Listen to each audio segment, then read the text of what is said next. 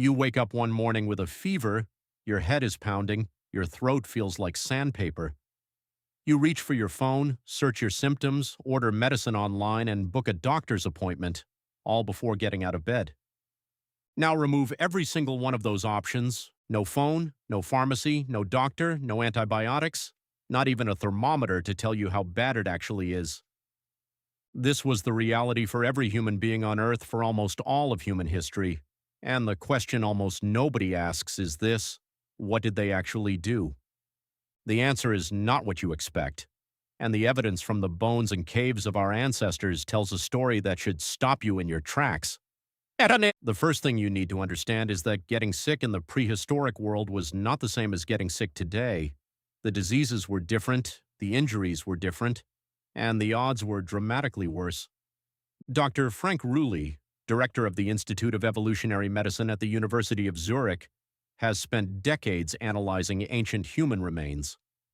What he and his colleagues found is that prehistoric humans dealt with an astonishing range of problems: arthritis, broken bones, dental infections, parasites, tuberculosis, and wounds from animal attacks, all without a single modern tool. And yet, many of them survived.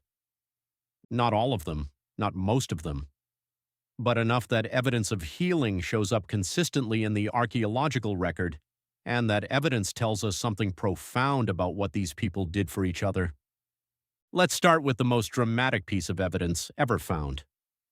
In 2022, a research team led by Dr. Tim Maloney at Griffith University published a landmark paper in Nature. They had been excavating Liang Tebo cave in Borneo, and they found something that rewrote the entire history of medicine: a skeleton, a young person, missing the lower portion of their left leg. Not from an accident, not from an animal attack. The bone had been deliberately and cleanly cut, surgically amputated, and the wound had healed. The individual survived the procedure and lived for years afterward, walking on a healed stump in a dense tropical rainforest 31,000 years ago. 31,000 years ago. Before agriculture, before pottery, before any written language, and someone performed surgery. Maloney's team concluded that whoever performed this procedure had detailed knowledge of human anatomy, knew how to manage blood flow to prevent the patient from bleeding out, and knew how to prevent infection in one of the hardest environments on Earth in which to prevent sepsis. The patient would have needed weeks of intensive care afterward. Someone fed them, someone kept the wound clean, someone stayed. This is the first great lesson of prehistoric medicine. Being sick meant your group did not leave you behind, because if they did, you died, and your group lost someone irreplaceable. Now let's talk about what they actually used to treat illness. When no pharmacy exists, the forest becomes the pharmacy. The Iceman Otzi, a naturally mummified man found in the Alps and dated to around 5,300 years ago, was carrying 2 pieces of birch polypore fungus. Birch polypore has documented antibacterial and anti-inflammatory properties. He was not carrying it as decoration, he was carrying it as medicine. Analysis of his gut also revealed whipworm parasites, and he was carrying plants researchers believe he was using to treat the symptoms. He was his own walking pharmacy. In Australia, evidence suggests that resin from eucalyptus and acacia trees may have been used medicinally as far back as 40,000 years ago. Across Central and South America, people built sweat baths, essentially prehistoric saunas, to treat fevers, muscle pain, and respiratory infections. The principle is not wrong. Heat stress activates the immune system. Modern medicine uses fever as a diagnostic tool because the body uses it as a weapon. Your ancestors did not know the immunological mechanism, but they knew it worked. And that knowledge was passed down, tested, refined, and passed down again across generations, stored not in textbooks but in memory and practice. Dr. Nina Etkin, an ethnobotanist at the University of Hawaii, spent decades studying medicinal plant knowledge in hunter-gatherer communities still living today. Her research consistently found that these communities have detailed, accurate pharmacological knowledge, correct dosages, correct preparations, correct applications for dozens of local plants.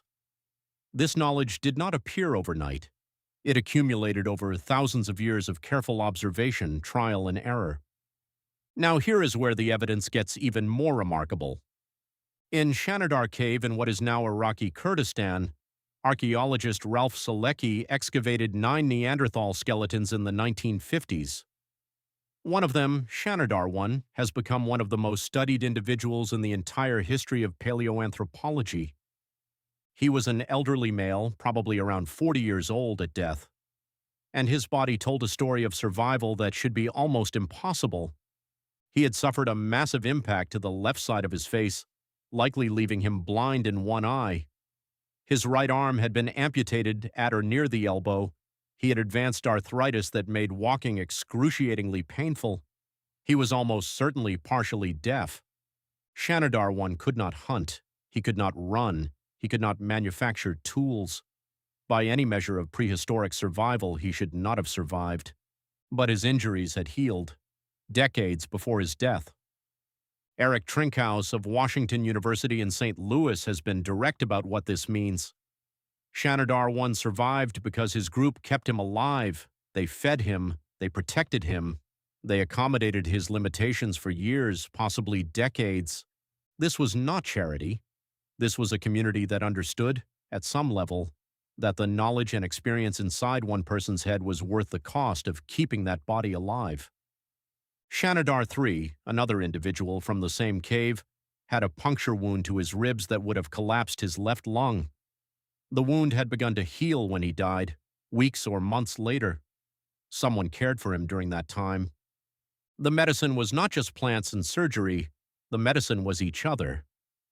A cave painting in the Trois Frères cave in France, dated to around 14,000 years ago, shows a figure archaeologists interpret as a medicine man, a human figure wearing antlers and animal skin in a pose that suggests ritual. Across dozens of prehistoric cultures on every inhabited continent, a similar role appears: the keeper of medical knowledge, the person who stood between the sick and the darkness. Now reconstruct the scene. It is 30,000 years ago. Someone in your group wakes up burning with fever. They cannot walk. They cannot eat. The group does not leave. You stop the day's movement.